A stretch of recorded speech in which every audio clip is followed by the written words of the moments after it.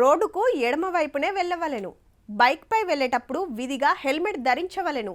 Car నడుపునప్పుడు seat belt తప్పనిసరిగా పెట్టుకోవలెను. Wrong రూట్లో ప్రయాణం ప్రమాదకరం. ఆటోలు వారికి సూచించిన లైన్లోనే వెళ్ళవలెను. ట్రాఫిక్ సిగ్నల్ వద్ద ఎర్ర లైట్ పడగానే ఆగవలెను. పచ్చ లైట్ పడగానే వెళ్ళవలెను. ఏంది వార్త చెప్పకుండా ట్రాఫిక్ రూల్స్ చదువుతున్నావు అంటుర్రా? సిగ్నల్ల ముచ్చట ఇది.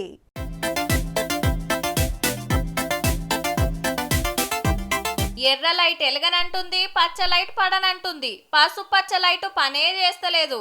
పట్నంలా ఆడాడ ట్రాఫిక్ సిగ్నల్లు గిట్ల వెనక ముందాడుతున్నాయి. కేబీఆర్ పార్కు చుట్టూ ఉన్న సిగ్నల్ల కాడ గిట్లుంది పరిస్థితి. ఫిలిం నగర్ పోయే తొవ్వల జర్నలిస్ట్ కాలనీ కాడ, అటు అగ్రసేన్ మహారాజ్ సెంటర్ కాడ సిగ్నల్ నిద్రపోతుండ్రుతోటి బారికేడ్లు అడ్డం పెడితే చుట్టూ తిరిగి పోవాల్సి వస్తున్నదట. దినం లక్షల బండ్లు రోడ్డెక్కుతాయే. సిగ్నల్లు గీ తీర్ల పనిచేస్తుండే వరకు మస్తు తక్లీఫ్ అవుతున్నదట. ఈ స్కూళ్ళు, కాలేజీలు, ఆఫీసులు ఇడిచిపెట్టే యాళ్ళకైతే ఇంకింత ఎక్కువనే. ఇప్పుడు సిగ్నల్ అంతా ఇప్పుడు పెద్దంగుడి కూడా ఉంది కదా, డైరెక్ట్ ఈ రోడ్డు వచ్చిన లాస్ట్లో వెళ్తానికి అక్కడ నుండి ఇక్కడికి వస్తానికి గంట సేపు పడుతుంది సార్. 5 గంటలు సాయంత్రం 4:30 నుండి స్కూల్ పిల్లలు వెళ్ళేటప్పుడు కానీ, అప్పుడు నైట్ 9-10 గంటల వరకు ట్రాఫిక్ జామే ఉంటుంది సార్.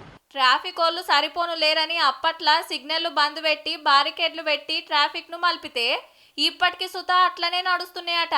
చలాన్లు వేస్తున్నారు గాని సిగ్నల్ చక్కగా చెయ్యరా అని ట్రాఫిక్ వాళ్ళ మీద గరమైతాన్రు బండ్లు నడిపేటోళ్ళు. దూరంతో తిరిగి రావాలి, అందుకోసం ప్రాబ్లం చాలా అవుతున్నది మామూలని. ఏమో పెట్రోల్ కూడా పెరిగిపోయింది. అంత దూరం రావాలంటే పెట్రోల్ ఎక్కువ పోతున్నది మాకు. ఎక్కువ దూరం తిరగాలంటే ఎవ్వలకైనా తిప్పలే కదా మరి. దినం ట్రాఫిక్ జాములు పెరగబట్టే ఎంతో అంతో సిగ్నల్ చక్కగా పనిచేస్తేనే కదా ప్రయాణికులు మంచిగా నడిచేది.